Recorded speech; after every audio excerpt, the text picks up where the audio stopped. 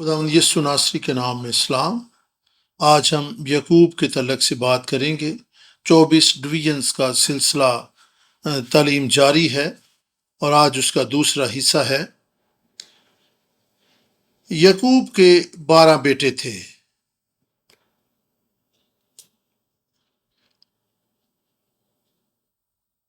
आज हम यकूब के 12 बेटों के तलक से बात करेंगे और देखेंगे कि 4 मुख्तलिफ पलौठे कौन से हैं। हम 3 मुख्तलिफ इकसाम के पलौठों के बारे में जानते। सबसे पहले जिस्मानी तौर पर पलौठा है और यकूब का पलौठा रूबन था, लेकिन वो अपने बाप की हरम बिलहा के साथ हम बिस्तर हुआ, इसलिए उसने पलौठा होने का हक खो दिया। पैदाइश की किताब 35वां बाब 22वीं आयत बयान करती है, और इसराइल के उस मुल्क में रहते हुए यूहा के रूबन ने जाकर अपने बाप की हिरम बिलहा से मुबाशरत की और इसराइल को ये मालूम हो गया। उस वक़्त यकूब के 12 बेटे थे। बाइबल मुकद्दस बयान करती है कि इसराइल का पलौठा रूबन अपने बाप की हिरम बिलहा के साथ हम बिस्तर हुआ और यूं उसने पलौठा होने का हक खो दिया। पैदाइश 49 बाब की 3री आयत बयान करती है, आए रूबन तो मेरा पलौठा, मेरी कुव्वत और मेरी शाहजुरी का पहला फल है, तो मेरे रूप की और मेरी ताकत की शान है, तो पानी की तरह बेसबात है, इसलिए तुझे फजीलत नहीं मिलेगी, क्योंकि तो अपने बाप के बिस्तर पर चढ़ा, तूने उसे निजस किया, रूबन मेरे बिछौने पर चढ़ गया। बस रूबन ने ये हरकत की और अपना पलौठा होने का हक खो दिया। अगरचे रूबन जिस्मानी तौर पर पलौठा था, लेकिन अपनी इस निजस हरकत की वजह से वो पलौठा होने का हक खो बैठा। इसके बाद आता है ऐसा पलौठा जो नसब नामे के लिहाज से पलौठा होता है। जब रूबन ने पलौठे होने का हक खो दिया तो फिर ये हक यकूब के दूसरे बेटे शमौन की तरफ चला गया। दूसरा बेटा शमौन और तीसरा बेटा लावी था, और आपको याद होगा कि लावी और शमाउन ने खतना जैसी पाक चीज को सिकम के लोगों से इंतकाम लेने के लिए इस्तेमाल किया था। जब उनकी बहन दीना की बेहुरमती की गई थी तो उन्होंने इंतकाम लेने के लिए खतने को इस्तेमाल किया था। उन्होंने खुदा के कलाम को इंतकाम लेने के लिए इस्तेमाल किया। पैदाइश की किताब 34वां बाब और 24 से 27 आयत। तब उन सबों ने जो उसके शहर के फाटक से आया जा करते थे, हमूर और उसके बेटे सिकम की बात मानी, और जितने उसके शहर के फाटक से आमदोरफ्त करते थे उनमें से हर मर्द ने खतना कराया। और तीसरे दिन जब वो दर्द में मुब्तला थे तो यूं हुआ कि यकूब के बेटों में से दीना के 2 भाई शमा और लावी अपनी अपनी तलवार लेकर नागहा शहर पर आ पड़े और सब मर्दों को कत्ल किया, और हमूर उसके बेटे सिकम को भी तलवार से कत्ल कर डाला, और सिकम के घर से दीना को निकाल ले गए, और यकूब के बेटे मकतूलों पर आए और शहर को लूटा, और इसलिए कि उन्होंने उनकी बहन को बेहुरमत किया था। शमाउन और लावी से ये गुनाह सरजद हुआ क्योंकि उन्होंने खुदा के कलाम को और खतना की रस्म को अपने उन लोगों से इंतकाम लेने के लिए इस्तेमाल किया जिन्होंने उनकी बहन को बेहुरमत किया था। पैदाइश 49 बाब की 5वीं आयत से, शमौन और लावी तो भाई भाई हैं, उनकी तलवारें जुल्म के हथियार हैं, आए मेरी जान उनके मशवरा में शरीक ना हो, आए मेरी बुजुर्गी उनके मजलिस में शामिल ना हो, क्योंकि उन्होंने अपने गजब में एक मर्द को कत्ल किया और अपनी खुदराई से बैलों की कूंचे काटी। लानत उनके गजब पर क्योंकि वो तुंद था, और उनके कहर पर क्योंकि वो सख्त था, और मैं उन्हें यकूब में अलग अलग और इसराइल में प्रागंदा कर दूंगा। इस इंतकामी कार्रवाई के वसीला से शमौन और लावी ने भी अपने पलौठे होने का हक खो दिया और वो इस बरकत को पाने से महरूम रह गए। उन्होंने खुद को नापाक कर लिया, इसलिए वो पलौठे होने की बरकत और शरफ को हासिल करने के लायक ना रहे। इसलिए पलौठे होने की ये बरकत और एजाज जो है ये चौथे बेटे की तरफ मुंतकिल हो। यहूदा यकूब का चौथा बेटा था और ये पलौठे होने का हक उसकी तरफ मुंतकिल हो गया, और ये नसब नामा जो है यहूदा की नस्ल के मुताबिक लिखा गया है। पैदाइश 49 बाब की 8वीं आयत से, आए यहूदा तेरे भाई तेरी मदद करेंगे, तेरा हाथ तेरे दुश्मनों की गर्दन पर होगा, तेरे बाप की औलाद तेरे आगे सरनगू होगी। यहूदा शेर का बच्चा है, आए मेरे बेटे तू शिकार मारकर चल दिया, وہ شیر ببر بلکہ شیرنی کی طرح دبا کر بیٹھ گیا، کون اسے چھیڑے گا؟ 10ویں آیت، یہودا سے سلطنت نہیں چھوٹے گی اور نہ اس کی نسل سے حکومت کا عصا موقوف ہوگا جب تک شیلو نہ آئے اور قومیں اس کے متی ہوں گی۔ آمین۔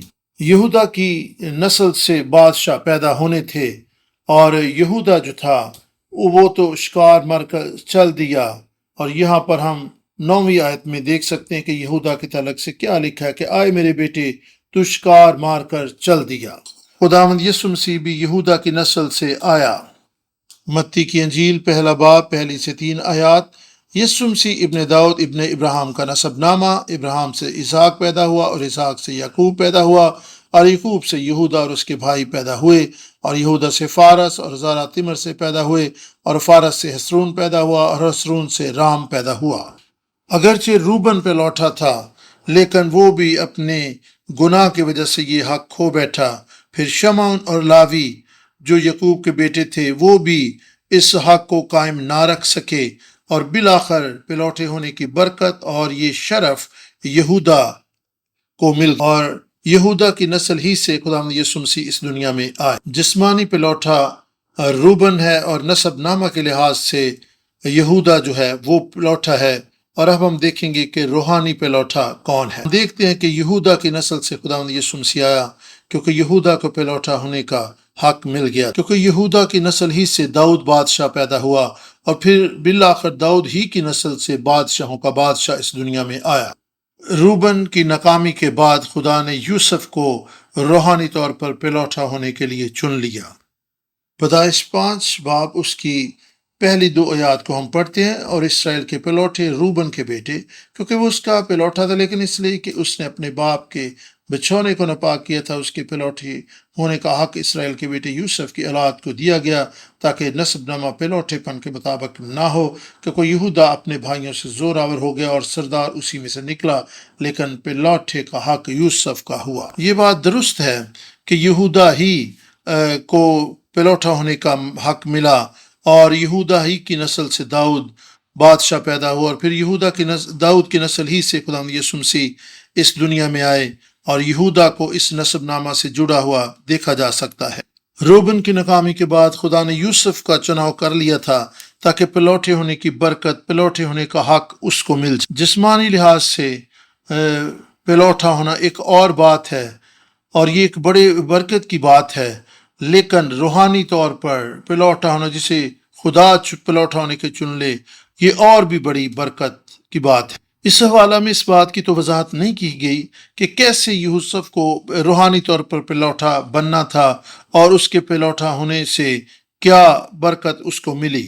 اس حوالہ میں اس بات کی وضاحت نہیں کی گئی، لیکن اگر ہم بائبل مقدس میں سے چھان بین کریں تو ہمیں کچھ حوالہ جات ملتے ہیں جو اس بات کو بیان کرتے ہیں کہ روحانی طور پر یوسف پلوٹا تھا اور خدا نے اس کو پلوٹے ہونے کی برکت دی۔ پیدائش 48 باب 5 اور 6 آیت بیان کرتی ہے، سو تیرے دونوں بیٹے جو ملک مصر میں میرے آنے سے پہلے پیدا ہوئے میرے ہیں، یعنی روبن اور شمعون کی طرح افرایم اور منسی بھی میرے ہی ہوں گے، اور جو اولاد اب ان کے بعد تجھ سے ہوگی وہ تیری ٹھہرے گی، پر اپنی میراث میں اپنے بھائیوں کے نام سے وہ لوگ نامزد ہوں گے۔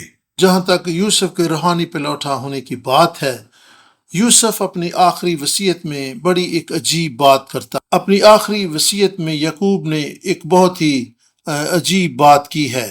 یعقوب نے یوسف سے کہا کہ تیرے بیٹے افرایم اور منسی جو ہیں وہ لاوی اور شمعون کی طرح، یا روبن اور شمعون کی طرح میرے بیٹے ہوں گے، اور ان کا شمار میرے نسب نامہ میں ہوگا، لیکن ان کے بعد جو اولاد ہوگی وہ تیری اولاد کہلائے گی، لیکن افرایم اور منسی تیرے یہ دونوں بیٹے میرے ہوں گے، میرے نام سے کہلائیں گے، اور ان کا شمار میرے نسب نامہ میں ہوگا۔ یہ معمول سے ہٹ کے ہے، لیکن ایسا ہوا۔ یوسف کے 12 بیٹوں کو 12 قبائل ہونا تھا، تاہم یوسف کو ان میں سے خارج کر دیا، اور یوسف کی جگہ پہ افرایم اور منسی کو قبیلوں میں شامل کیا گیا۔ یوسف کی جگہ پر افرایم اور منسی جو ہے انہوں نے قبیلوں میں جگہ لی۔ سادہ سا حساب یہاں پر دیکھتے ہیں کہ 12 بیٹے تھے یعقوب کے، اور ان میں سے یوسف کو خارج کیا گیا اور اس کی جگہ پر 2 بیٹوں کو شامل کیا گیا، تو آپ یہاں پر دیکھ سکتے ہیں کہ وہ کل 13 بیٹے ٹھہرے اور 13 میں سے ایک کو نکالنا تھا تاکہ پھر وہ 12 قبیلے بن جائیں۔ اور بائبل مقدس میں سے ہم دیکھتے ہیں کہ لاوی کا قبیلہ جو ہے اسے بھی یعقوب کے 12 بیٹوں میں سے الگ کیا گیا اور یوں 12 قبیلے ہمیں دیکھنے کو ملتے ہیں، یعنی لاوی اور یوسف کو یعقوب کے 12 بیٹوں میں یا 12 قبیلوں میں شمار نہ کیا۔ لاوی کے تعلق سے ہم آنے والے لیکچرز میں ذکر کریں گے۔ افرایم اور منسی کو یعقوب کے دوسرے بیٹوں کی طرح میراث دی گئی۔ اگر ہم دیکھیں کہ افرایم کو ایک حصہ ملا اور منسی کو ایک اور حصہ ملا، سو اس لحاظ سے اگر ہم دیکھیں تو یوسف کو اس کے بیٹوں کی وجہ سے، اس کے بیٹوں کے قبیلوں میں شمار ہونے کی وجہ سے دگنا حصہ، میراث کا دگنا حصہ ملا۔ بائبل مقدس میراث کا دگنا حصہ ملنا جو ہے وہ پلوٹے ہونے کی علامت۔ پس خدا اس بات کو واضح کرتا ہے کہ یوسف ہی پلوٹا ہے جسے میں نے روحانی طور پر پلوٹا ہونے کے لیے چن لیا ہے۔ اس بات کی تصدیق اس میراث سے بھی ہوتی ہے، اس ڈبل پورشن سے بھی ہوتی ہے جو یوسف کے بیٹوں کو، جس طرح کہ ابھی ہم نے پیدائش 48 باب 5 اور 6 آیت میں دیکھا کہ یعقوب نے یوسف سے کہا کہ افرایم اور منسی میرے ہیں، لیکن ان کے بعد جو اولاد ہوگی وہ تیری اولاد ہوگی۔ اگر آپ بائبل مقدس میں سے تحقیق و تفتیش کریں تو یوسف یا اس کے بیٹوں افرایم اور منسی کے بعد کسی کا نام دوبارہ کسی نسب نامے میں درج نہیں کیا گیا۔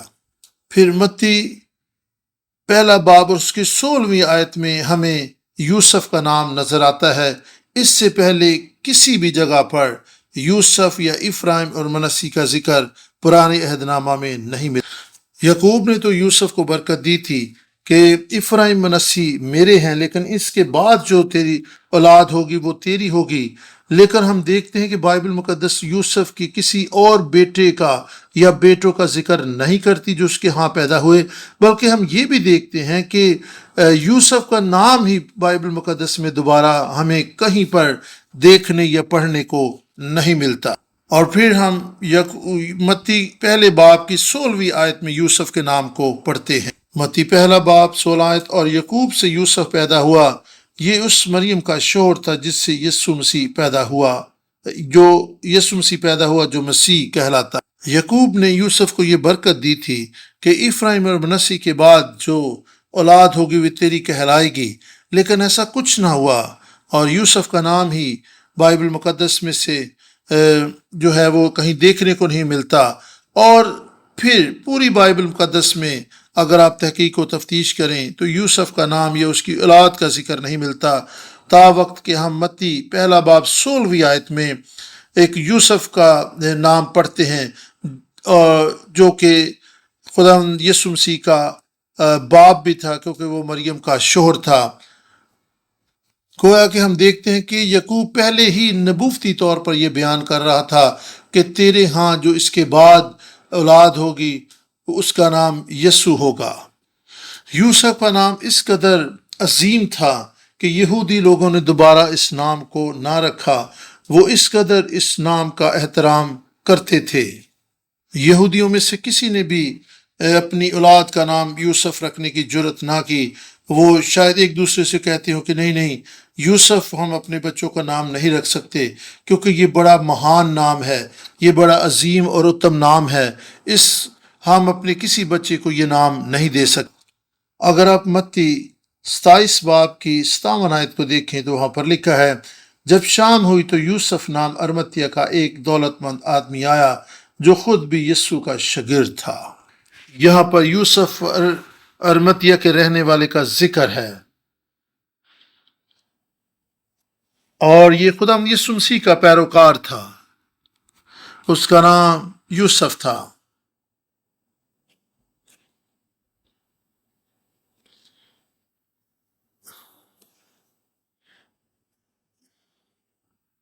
اس سے ہمیں یہ بھی پتہ چلتا ہے کہ یوسف کو ایسا مہان نام نہیں تھا جو یہودی اپنے بچوں کے لیے نہیں رکھ سکتے تھے۔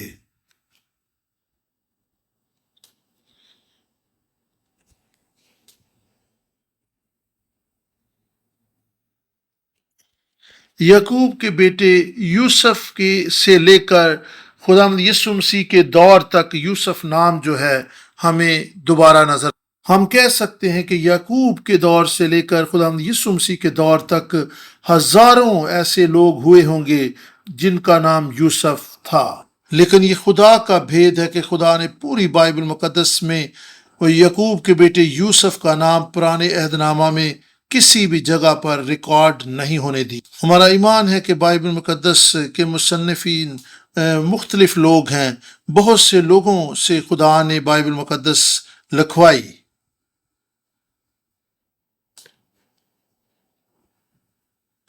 لیکن ہم اس بات پر بھی ایمان رکھتے ہیں کہ بائبل مقدس کی تحریر و تصنیف جو ہے وہ روح القدس کے زیر اختیار ہوئی۔ اس لیے ہم کہہ سکتے ہیں کہ خدا نے ارادی طور پر اس دور میں، یعنی خدا یعقوب کے بیٹے یوسف کے دور سے بعد، یعنی خدا یسوع مسیح کے دور تک کسی ایسے نام کا ذکر یا اندراج نہ ہونے دیا، تاکہ یعقوب کی گئی پیشن گوئی جو ہے کہ یوسف جو ہے وہ اس کے ہاں ایک اولاد ہوگی اور اس کا نام یسوع۔ ہم اس بات کو اس طرح سے بھی سمجھ سکتے ہیں کہ مشل کا عہد جو ہے وہ ابراہیم اور اس کی نسل سے باندھا گیا تھا، اور اس عہد کا ایک حصہ ہم یہ بھی دیکھتے ہیں کہ خدا نے ابراہیم سے کہا تھا کہ چوتھی نسل جو ہے وہ ملک مصر سے واپس آئے گی، یعنی کہ وہ جب 400 برس ملک مصر میں غلامی میں رہ چکیں گے تو چوتھی نسل جو ہے وہ واپس وعدہ کی سرزمین میں آئے گی۔ ہم دیکھتے ہیں کہ ابراہیم پہلی نسل تھا، اسحاق دوسری، اور یعقوب تیسری، اور پھر یوسف چوتھی نسل تھا، اور یوسف کی نسل ہی سے مشل کے عہد کی تکمیل ہوئی اور وہ تکمیل کو پہنچا۔ ہمارے پاس اتنا وقت نہیں کہ ہم وضاحت کر سکیں کہ کیسے اس عہد کی تکمیل یوسف کے وسیلہ سے ہوئی، لیکن بائبل مقدس واضح کرتی ہے کہ یوسف ہی کے وسیلہ سے مشل کے اس عہد کی تکمیل ہوئی جو خدا نے ابراہیم اور اس کی نسل سے باندھا تھا۔ جب مشل کے عہد کی تکمیل ہو گئی تو پھر وہ کون سی ایسی شخصیت ہے جو مشل کے عہد کی تکمیل کے بعد ابھر کر سامنے آتی ہے؟ جی ہاں، بے شک وہ خداوند یسوع مسیح ہی ہے جو اس عہد کی تکمیل کے بعد نمایاں طور پر تاریخ میں نظر آتی۔ ابراہیم، اسحاق، یعقوب اور یوسف کی وفاداری اور ان کے عہد کے وسیلہ سے ہم مشل کے عہد کو پورا کرنے والے بنتے ہیں، ہم مشل کے اس عہد کا حصہ بن جاتے ہیں۔ مشل کے عہد کی تکمیل کے لیے کس شخص کو سامنے آنا تھا تاکہ وہ عہد جو ابراہیم اور اس کی نسل سے باندھا گیا تھا اس کی تکمیل ہو، تاکہ مشل کا عہد جو ہے وہ پورا ہوتا ہوا نظر آئے؟ بے شک وہ ہستی، وہ شخصیت خداوند یسوع مسیح ہی ہے۔ بائبل مقدس بیان کرتی ہے کہ ہم روحانی طور پر ابراہیم کی نسل ہیں اور ہم ہی مشل کی عہد کی تکمیل کا حصہ ہیں۔ یہ عہد نہ صرف یہودیوں سے، ابراہیم سے باندھا گیا، بلکہ یہ عہد ہمارے ساتھ بھی باندھا گیا ہے، اور ہم اس عہد میں شامل۔ اگر ہم ابراہیم، اسحاق، یعقوب اور یوسف کی راہ پر چلیں، اگر ہم انہی کی طرح کام کریں تو بالآخر ہم اس عہد کا حصہ ٹھہریں گے، اور بالآخر ہم کس کو دیکھیں گے اس عہد کی تکمیل کے عروج پر؟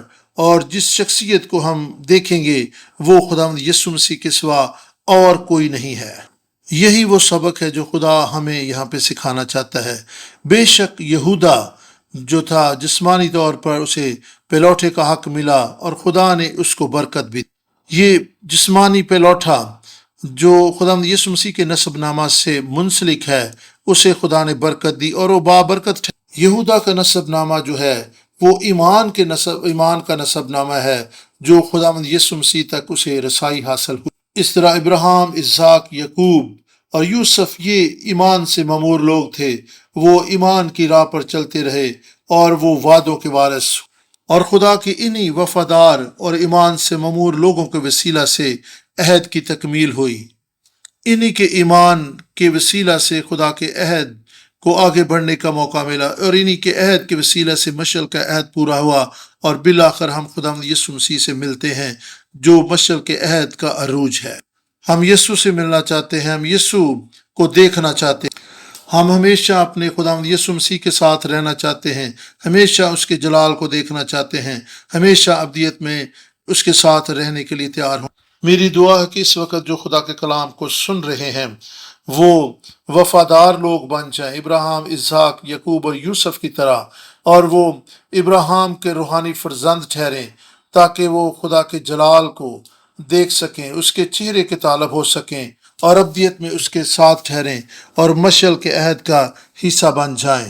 اس عہد کا آغاز ابراہیم کے ساتھ ہوا اور ایمان کے ساتھ یہ عہد جو ہے وہ آگے بڑھا۔ میری دعا ہے کہ ہم یہودا کی نسل میں سے بھی ہوں، ہم روحانی پلوٹے بھی ہوں، اور ہم خدا کے لوگ، وفادار لوگ، ایمان سے ممور لوگ بن کر اس عہد کا حصہ بنیں اور خداوند کا عہد اور اس کے وعدے ہماری زندگیوں میں پورے، اور بالآخر ہم خداوند یسوع مسیح کے ساتھ ملنے کے لیے قابل ہو سکیں جو دوبارہ بادلوں پر آنے والا ہے۔ خداوند مجھے اور آپ کو یہ توفیق دے کہ ہم روحانی پلوٹے بنیں، ابراہیم کے عہد میں شامل ہوں، ایمان سے ممور لوگ ہوں، تاکہ ہوا میں اڑ کر خداوند یسوع مسیح کا استقبال کر سکیں۔ میں آپ سب کے لیے یہ دعا کرتا ہوں کہ خدا آپ کو خداوند یسوع مسیح کی آمد ثانی کے لیے تیار کرے، ایمان سے ممور کرے، ان نسب ناموں میں چھپے بھیدوں کو سمجھنے کی توفیق دے، روحانی طور پر پلوٹے ہونے کا جو حق یوسف کو دیا گیا تھا آپ یہ حق پائیں، ابراہیم کے ساتھ مشعل کا جو عہد باندھا گیا تھا آپ اس میں شامل ہوں، آپ ابراہیم، اسحاق، یعقوب اور یوسف کی طرح ایمان سے چلتے رہیں، آگے بڑھتے رہیں، اس عہد نامہ سے منسلک رہیں تاکہ آپ خداوند یسوع مسیح کی آمد ثانی کے لیے تیار ہو سکیں، آپ ہوا میں اڑ کر اس کا استقبال کرنے والے ہوں اور آپ دوسروں کو بھی اس عہد میں شامل ہونے کے لیے تیار کر سکیں۔ یسوع کے نام سے میں آپ کے لیے یہ دعا کرتا ہوں، آمین۔ بالعموم ہم تین جو پلوٹے ہیں ان کا ذکر کرتے ہیں۔ پہلے نمبر پر جسمانی پلوٹا، اور پھر نسب نامہ کے لحاظ سے جو پلوٹا ٹھہرا، اور پھر روحانی طور پر پلوٹا، لیکن ایک اور چوتھا پلوٹا بھی ہے جس کے تعلق سے ابھی ہم بات کرنے والے ہیں۔ جب ہم 24 ڈویژنز کے تعلق سے چھٹی کتاب کو پڑھتے تو پھر ہمیں وہاں پر چوتھا پلوٹا بھی نظر آتا ہے، اور وہ ہے قبیلے کے لحاظ سے پلوٹا، اور وہ لاوی ہے جو قبیلے کے لحاظ سے پلوٹا ہے، اور بائبل مقدس بیان کرتی ہے کہ لاوی جو ہیں وہ خدا کے پلوٹے۔ یعقوب کے گھرانے میں چوتھا پلوٹا جو ہے وہ لاوی کا قبیلہ ہے۔ اگرچہ لاوی جو تھا یعقوب کا تیسرا بیٹا تھا، لیکن سکم کے لوگوں کے خلاف انتقامی کارروائی کرنے کے سبب سے اس نے پلوٹا ہونے کا حق کھو دیا، اور وہ اس برکت اور اس شرف کو حاصل کرنے سے قاصر رہا۔ تاہم خدا کے لیے غیرت اور محبت دکھانے کے سبب سے جب بنی اسرائیل کوہ سینا کے پہاڑ کے نیچے سونے کی بچڑے کی عبادت اور پوجا کر رہے تھے، لاوی نے خدا کے لیے غیرت دکھائی اور خدا کی محبت میں اس نے ایک قدم اٹھایا۔ ہم دیکھتے ہیں کہ جب موسیٰ پہاڑ سے نیچے اترا اور اس نے لوگوں کو بچڑے کی پوجا کرتے ہوئے دیکھا تو اس کا قہر و غضب بھڑکا، اور اس نے یہ اعلان کیا کہ جو کوئی خداوند کی طرف ہے وہ سامنے آئے۔ اور ہم دیکھتے ہیں کہ لاوی کے فرزند سامنے آئے اور خداوند نے انہیں حکم دیا کہ ان سب کو قتل کر ڈالیں جنہوں نے سونے کے بچڑے کی پوجا پاٹ کی ہے۔ ہم دیکھتے ہیں کہ لاویوں نے جو ہے وہ اپنے رشتہ داروں کو، دوست احباب کو، سب کو قتل کر ڈالا، کیونکہ انہوں نے خدا کی کلام کی تابعداری کی، خدا کی طرف سے انہیں حکم ملا تھا۔ انہوں نے اپنی ہر طرح کی محبت اور اپنی ہر طرح کے رشتے ناتوں کو خداوند کے حضور میں قربان کر دیا، اور ان کا یہ عمل خدا کی نظر میں ایک مخصوصیت ٹھہرا، اور خداوند نے ان کو برکت دی اور اپنے لیے چن لیا۔ گنتی تیسرا باب 12ویں اور 13ویں آیت خدا کے کلام میں اس طرح بیان کرتی ہے، دیکھ میں نے بنی اسرائیل میں سے لاویوں کو ان سبوں کے بدلے لے لیا ہے جو اسرائیلیوں میں پلوٹی کے بچے ہیں، سو لاوی میرے ہیں۔ 13 آیت، کیونکہ سب پلوٹے میرے ہیں، اس لیے کہ جس دن میں نے ملک مصر میں سب پلوٹوں کو مارا، اسی دن میں نے بنی اسرائیل کے سب پلوٹوں کو، کیا انسان اور کیا حیوان، اپنے لیے مقدس کیا، سو وہ ضرور میرے ہی ہوں گے، میں خداوند ہوں۔ بس خدا یہاں پہ بیان کر رہا ہے کہ جس دن میں نے ملک مصر میں سب پلوٹوں کو مارا، اسی دن میں نے سب پلوٹوں کو، کیا انسان کیا حیوان، انہیں میں نے اپنے لیے مقدس کر لیا۔ اور اس مخصوصیت کے وسیلہ سے بنی لاوی نے خدا کے پلوٹے ہونے کا حق اور شرف حاصل کر لی۔ یعقوب کے 12 بیٹے تھے، اور جب روبن اپنے پلوٹے ہونے کا شرف حاصل نہ کر سکا اور یوسف کو بھی اس 12 کی فہرست میں شامل نہ کیا گیا، تو پھر ہم دیکھتے ہیں کہ افرایم منسی کو اس فہرست میں شامل کیا گیا۔ لیکن لاوی کیوں؟ اس لیے کیونکہ جسمانی لحاظ سے اب لاوی جو ہیں وہ خداوند کے لیے مخصوص ہو چکے تھے، اور اب وہ اس قبیلے کا حصہ یا اس فہرست میں شامل نہ رہے جس میں یعقوب کے 12 بیٹے شامل تھے۔ لیکن خدا واضح طور پر لاوی کو کہتا ہے کہ تم میرے ہو، تم میرے لیے مخصوص ہو چکے ہو۔ اور بائبل مقدس واضح بیان کرتی ہے کہ لاویوں کو میراث کا کوئی حصہ نہیں ملا، اور خدا نے واضح کہہ دیا تھا کہ میں تمہاری میراث۔ میراث سے مراد وہ قطع زمین ہے جس پر وہ اپنا گھر بنا سکتے تھے، جس کو وہ کرائے پر دے سکتے تھے، جہاں پر کوئی کاروبار کر سکتے تھے، کھیتی باڑی کر سکتے تھے، لیکن انہیں زمین کا کوئی قطع جو ہے وہ میراث کے طور پر نہ، کیونکہ خدا نے کہہ دیا تھا کہ میں تمہاری میراث ہوں۔ لیکن اب سوال یہاں پہ پیدا ہوتا ہے کہ کیسے انہوں نے ہدیہ جات اور دے یکیوں کے وسیلہ سے اپنی گزر بسر کی۔ بائبل مقدس واضح طور پر بیان کرتی کہ ہدیہ جات اور جو دے یکیاں ہیں وہ کس کی ہیں؟ جی ہاں، وہ لاویوں ہی کی ہیں۔ بائبل مقدس بیان کرتی ہے کہ ہدیہ جات اور دے یکیاں جو ہیں وہ خداوند کے حضور گزرانی جاتی ہیں، اور وہ پاک اور مقدس ہیں۔ لیکن بائبل مقدس واضح طور پر یہ بھی بیان کرتی ہے کہ خدا نے اس بات کی اجازت دی کہ جو لاوی ہیں وہ ان ہدیہ جات اور ان دے یکیوں پر گزر بسر کریں۔ پس خدا نے ایک ایسا مالی انتظام قائم کیا جس سے جو لاوی ہیں ان کی گزر بسر ہوتی رہے اور ان کی ضروریات پوری ہوتی رہے۔ اس سے یہ بھی ظاہر ہوتا ہے کہ جو لاوی تھے وہ جسمانی لحاظ سے یا انسانی لحاظ سے کسی قبیلے کا بھی حصہ نہیں رہے تھے۔ خدا نے انہیں چن لیا تھا، اور خدا ہی ان کی ضروریات پوری کرنے کا ذمہ لے رہا تھا۔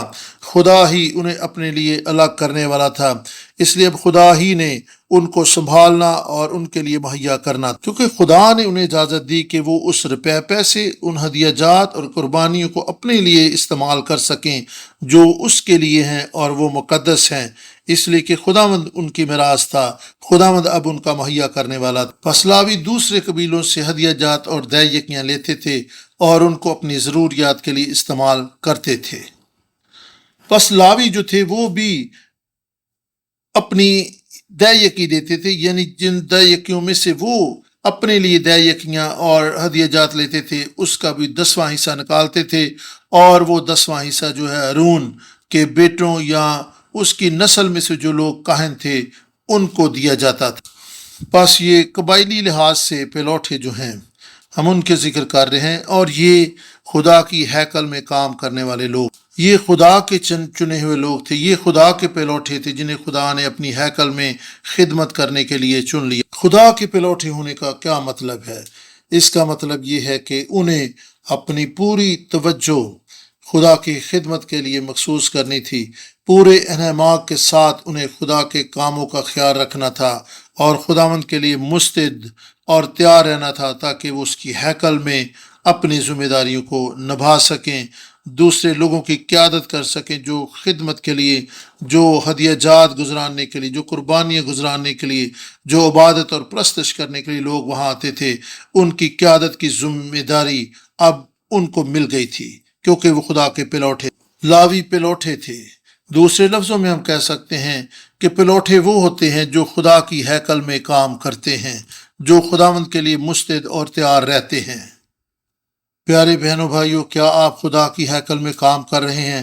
اگر آپ ایسا کر رہے ہیں تو آپ خدا کی ہیکل میں کام کرنا جو ہے یہ اس بات کا ثبوت ہے، یہ اس بات کی گواہی ہے کہ آپ خدا کے پلوٹے ہیں۔ خواہ آپ کتنے عرصہ سے چرچ میں آ رہے ہیں، اس سے کوئی فرق نہیں پڑتا کہ آپ کا رتبہ، مقام اور ٹائٹل کیا ہے، لیکن اگر آپ خدا کی ہیکل میں خدمت گزاری کا کام نہیں کر رہے تو آپ خدا کے پلوٹے قرار نہیں دیے جا سکتے۔ لاویوں کو خدا نے اپنے لیے چن لیا تھا اور اب ان کی ذمہ داری تھی کہ جو چنے ہوئے لوگ ہیں وہ خدا کی ہیکل میں خدا کے لیے اپنی خدمات پیش، اور ہم جو ہیں ہم خدا کے پلوٹے بننا چاہتے ہیں۔ کیا آپ بھی خدا کے پلوٹے بننے کے لیے تیار ہیں؟ کیا آپ کے دل کی یہ خواہش ہے کہ آپ خدا کے پلوٹے ٹھہریں؟ جی ہاں، ہمارے دل کی لالسا یہی ہے کہ ہم خدا کے پلوٹے ٹھہریں، ہم خدا کے پلوٹے چنے ہوئے لوگ ٹھہریں جو اس کی خدمت کرتے ہیں۔ اگر آپ اس بات کو قبول کرتے ہیں، اگر آپ اس بات پر ایمان رکھتے ہیں کہ آپ خدا کے پلوٹے ہیں، تو پھر آپ کی ذمہ داری ہے کہ آپ خدا کی ہیکل میں خدمت گزاری کا کام اس لیے اس موقع کو، سنہری موقع کو اپنے ہاتھ سے نہ جانے دیں کہ آپ خدمت کے ہیکل میں خدمت کا موقع گنوا دیں۔ خواہ آپ تھوڑی خدمت کر سکتے ہیں یا زیادہ خدمت کر سکتے ہیں، آپ کو کوئی کام بڑے اچھے طریقے سے کرنا آتا ہے یا پھر کوئی کام آپ اچھے طریقے سے نہیں کر پاتے، اس سے کوئی فرق نہیں پڑتا۔ خدا دلوں پر نظر کرتا ہے۔ آپ جتنا بھی وقت دے سکتے ہیں، جتنی بھی خدمت کر سکتے ہیں، جیسی بھی خدمت کر سکتے ہیں، خداوند کے لیے اپنے آپ کو پیش کریں تاکہ آپ خداوند کے پلوٹے ٹھہر سکیں۔ آئیں ہم سب مل جل کر خداوند کے لیے کام کریں تاکہ خداوند مجھے اور آپ کو خداوند کی کلیسیا میں کام کرتے ہوئے دیکھے اور ہمیں اپنے پلوٹے۔ میری دعا ہے کہ پلوٹے کی یہ برکت پا کر ہم خداوند سے یہ شرف و حاصل کریں کہ جب خداوند یسوع مسیح آئے تو ہم ہوا میں اڑ کر اس کا استقبال کرنے والے ہوں، ہم اپنی آنکھوں سے اسے جلال میں آتا ہوا دیکھ سکیں۔ حاصل کلام کے طور پر دیکھیں گے کہ وہ کون سی ذمہ داری اور کام ہیں جو کہنوں کو سر انجام دینی چاہیے۔ ہمیں کلیسیا میں خدمت گزاری کا کام کرنا ہے، لیکن دیکھنا یہ کہ ہم کس طرح کی ذمہ داریاں اور کون سے کام کلیسیا میں کر سکتے ہیں۔ میرے خیال میں نے پچھلے ہفتے اس موضوع پہ بات کی تھی، لیکن میں آج مزید اس پہ کچھ کہنا چاہوں گا۔ میرے ساتھ گنتی کی کتاب 8واں باب نکال۔ اور میں نے بنی اسرائیل میں سے لاویوں کو لے کر ان کو ہارون اور اس کے بیٹوں کو عطا کیا ہے تاکہ وہ خیمہ اجتماع میں بنی اسرائیل کی جگہ خدمت کریں اور بنی اسرائیل کے لیے کفارہ دیا کریں، تاکہ جب بنی اسرائیل مقدس کے نزدیک آئیں تو ان میں کوئی وبا نہ پھیلے۔ گنتی 8 باب 19ویں آیت کا یہ حوالہ آپ کے سامنے پڑھا گیا۔ لاویوں کی دوہری ڈیوٹی تھی۔ ان کا پہلا فرض یہ تھا کہ وہ ہیکل کی خیمہ اجتماع کی دیکھ بھال کر۔ آج کے دور میں ہم کہہ سکتے ہیں کہ لاویوں کی ذمہ داری یہ تھی کہ وہ خدا کی حضوری اور اس کے جلال کو محفوظ رکھیں۔ اور آج ہم جو ایماندار ہیں، ہم جو روحانی پلوٹے اور لاوی ہیں، ہماری بھی ذمہ داری ہے کہ ہم اپنی ہیکلوں میں، اپنی کلیسیاؤں میں، اپنی شخصی زندگیوں میں خدا کے جلال، اس کی حضوری اور معموری کو محفوظ رکھیں۔ ہمیں خدا کی پاکیزگی اور اس کی قدوسیت کو اپنی زندگی میں محفوظ رکھنا ہے، خداوند کے لیے پاک بنے رہنا۔ لاویوں کی زندگی خدا کے جلال اور اس کی پاکیزگی کو اپنی زندگی میں لیے ہوئے تھی۔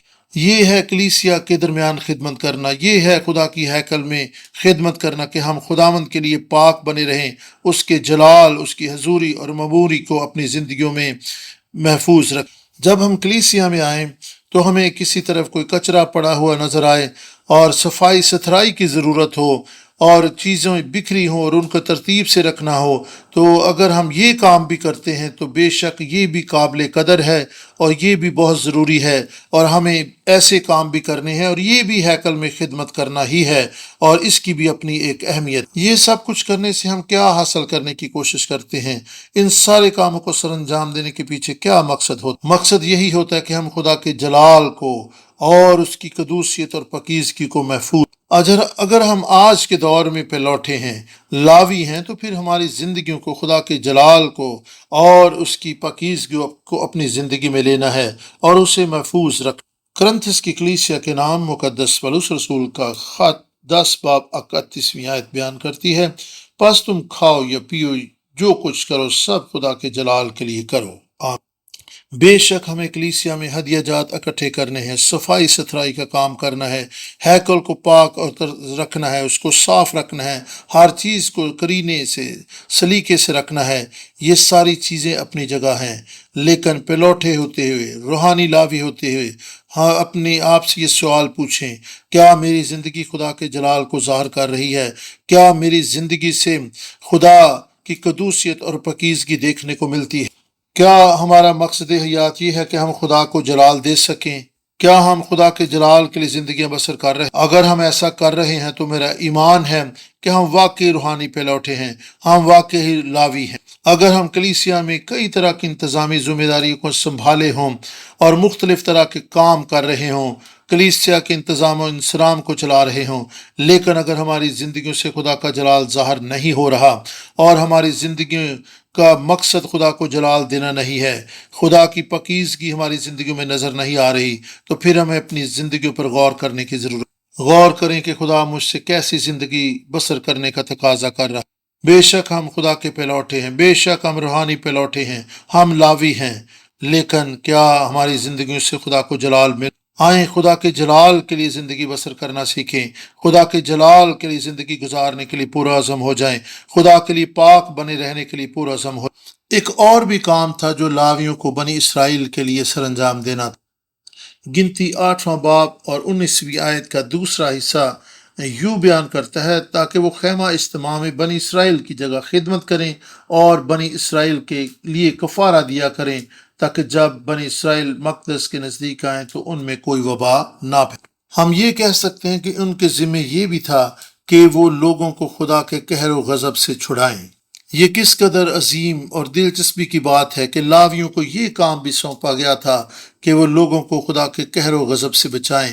میں اور آپ جو روحانی لاوی ہیں، روحانی پلوٹے ہیں، ہمارے ذمہ بھی یہ کام ہے کہ ہم لوگوں کو خدا کے قہر و غضب سے، آنے والے یوم حساب سے، جس دن ہر کوئی تخت عدالت کے سامنے کھڑا ہوگا، لوگوں کو محفوظ کریں، لوگوں کو بچائیں اور لوگوں کو ابدی زندگی میں لے کر آئیں۔ متی رسول کی معرفت لکھی گئی انجیل پہلا باب 21ویں آیت بیان کرتی ہے، اس کے بیٹا ہوگا تو اس کا نام یسوع رکھنا، کیونکہ وہی اپنے لوگوں کو ان کے گناہوں سے نجات دے گا۔ اگرچہ لاوی وہ لوگ نہیں تھے جنہوں نے لوگوں کے لیے کفارہ دیا اور لوگوں کو گناہ معاف کیے، اصل میں یہ کاہن تھے جو لوگوں کے لیے قربانیاں دیتے تھے اور ان کے لیے معافی کا انتظام و انصرام کرتے تھے، لیکن لاوی وہاں پر کاہنوں کی مدد کرنے کے لیے دستیاب اور تیار رہتے تھے، تاکہ وہ خدا کے کاموں کو سر انجام دیتے ہوئے کاہنوں کی مدد کر سکیں۔ یہاں پر ہم نے جو گنتی کا حوالہ پڑھا ہے 8 باب کا، یہاں پہ ہمیں نظر آتا ہے کہ لاویوں کی یہ ذمہ داری بھی تھی کہ وہ لوگوں کے لیے کفارہ دیں اور ان کو خدا کے قہر و غضب سے بچائیں۔ ان کی ذمہ داری میں یہ شامل تھا کہ وہ ان کی معافی کا انتظام و انصرام کریں تاکہ وہ خدا کے غضب سے بچ سکیں، اور یہ ذمہ داری ان کو اس لیے بھی دی گئی تاکہ ان کے درمیان کوئی وبا نہ پھوٹ۔ اگر میں اور آپ لاوی ہیں تو پھر ہماری ذمہ داری ہے اور ہم ایسا کر سکتے ہیں کہ لوگوں کے گناہ معاف ہو سکیں، ہم ان کی معافی کے لیے انتظام و انصرام کر سکتے ہیں، ہم شفاعت کے رخنوں میں کھڑے ہو سکتے ہیں تاکہ ان کے گناہ مٹائے جائیں، خدا کا قہر و غضب ان کی زندگیوں سے ٹال۔ ایسا بالکل نہیں کہ ہم لوگوں کی طرف اشارہ کریں کہ جی آپ کے گناہ معاف ہو چکے ہیں، خدا نے آپ کو معاف کر دیا ہے، یا میں یسوع کے نام سے آپ کے گناہ معاف کرتا ہوں۔ ہم ایسا نہیں کر سکتے، بلکہ دعا میں ان کے لیے کھڑے ہو سکتے ہیں، ان کو تعلیم دے سکتے ہیں اور ان کی تربیت کر سکتے ہیں تاکہ وہ خدا کو جانیں، یسوع مسیح کو جانیں اور ان کے گناہ معاف ہو سکیں، کیونکہ یسوع مسیح کی آمد کا مقصد یہی تھا تاکہ ان لوگوں کو گناہوں سے نجات دے۔ لہٰذا آج کے لاویوں کی یہی ذمہ داری بنتی ہے کہ وہ دنیا کے سامنے یسوع کو متعارف کروائیں، یسوع کو پیش کریں جس میں گناہوں کی کامل معافی۔ جو لوگ خداوند سے برگشتہ ہو چکے ہیں، خداوند سے دور جا چکے ہیں، ایمان سے منحرف ہو چکے ہیں، دوبارہ کوشش کریں، دوبارہ ان کے لیے شفاعت کریں، دوبارہ ان تک رسائی کریں تاکہ وہ خداوند کے پاس آئیں، تاکہ یہ لوگ خدا کے غضب سے بچ سکیں، خدا کا قہر ان پر نہ آئے اور وہ گناہوں کی معافی پا کر ابدی زندگی حاصل کر سکیں۔ بطور لاوی، بطور خدا کے پلوٹے، یہی ہماری ذمہ داری ہے، یعنی ہم مسیح یسوع کی خوشخبری کا پیغام اس دنیا کے کونے کونے تک پہنچا دیں، اپنے آس پڑوس میں، اپنے عزیز و قارب میں، اپنے معاشرے میں، اپنے ملک میں اور اپنے شہر میں انجیل کو پھیلاتے چلے جائیں۔ اور اس منادی کے پیچھے یہ نہ ہو کہ لوگ ہمارے مشکور اور ممنون ہوں، اور نہ ہی ہم انہیں مذہبی بنائیں، کرسچن بنائیں یا کلیسیا کے رکن بنائیں۔ ہمارا مقصد یہی ہونا چاہیے کہ وہ یسوع مسیح کے وسیلہ سے گناہوں کی معافی پائیں، ابدی زندگی پائیں اور خدا کے گھرانے کا حصہ بن جائیں۔ وہ ایسی برکت پائیں کہ وہ گناہوں کی معافی کو حاصل کر سکیں اور خدا کے قہر و غضب سے بچ سکیں۔ میں ایمان رکھتا ہوں کہ جب مخلصی کی تاریخ کی منادی ہوگی، جب یسوع کی خوشخبری انہیں سنائی جائے گی تو وہ گناہوں کی معافی حاصل کریں گے، وہ خدا کے قہر و غضب سے بچ جائیں گے۔ جب وہ خدا یسوع مسیح کی خوشخبری کو سنیں گے، ان کے درمیان کوئی وبا نازل نہیں ہوگی، ان کے درمیان سے خدا کا قہر ٹال جائے۔ خدا نے واضح کر دیا کہ لاویوں کی یہی ذمہ داری ہے، اور آج میں اور آپ روحانی لاوی ہیں، ہم روحانی پلوٹے ہیں، اور ہماری یہ ذمہ داری ہے کہ ہم اس خوشخبری کے پیغام کو پھیلاتے چلے جائیں تاکہ لوگ خدا کے قہر و غضب سے بچ سکیں، ابدی زندگی پائیں، گناہوں کی معافی پائیں۔ کیا آپ واقعی لاوی بننا چاہتے ہیں؟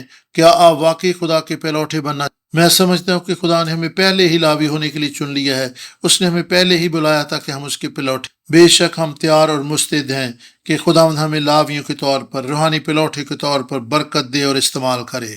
آئیں ان ذمہ داریوں کو دیکھیں، اس بلاہٹ اور خدمت کو دیکھیں جس کے لیے خداوند نے ہمیں بلایا۔ غور کریں کہ ہماری زندگی کا مقصد حیات کیا ہونا چاہیے، ہمیں کیا کرنے کی ضرورت ہے۔ میری دعا اور امید ہے کہ آپ خدا کے لاویوں کی طرح، خدا کے روحانی پلوٹوں کی طرح زندگی بسر کریں گے اور ان ذمہ داریوں کو پورا کریں گے جن کے لیے خداوند نے آپ کو بلایا ہے۔ میری دعا ہے کہ آپ کلیسیا میں خدمت کے کام کو جاری اور ساری رکھیں۔ میری دعا ہے کہ آپ کی خدمت کے وسیلہ سے خدا کے منصوبے اور مرضی پوری ہو، اور میری دعا ہے کہ خدا کی جو بادشاہت ہے میرے اور آپ کے وسیلہ سے، اور جتنے آج خدا کے کلام کو سن رہے ہیں، قائم ہو، اور خدا ان کا نام عزت اور جلال پائے۔ آئیں ایمان کی اس دوڑ میں دوڑتے رہیں، اچھی کشتی لڑتے رہیں، اور خدا کے کام کو جاری اور ساری رکھ تاکہ خدا کا آسمان ہمارے لیے کھلا رہے اور خداوند ہمیں کثرت سے برکت دے۔ آمین۔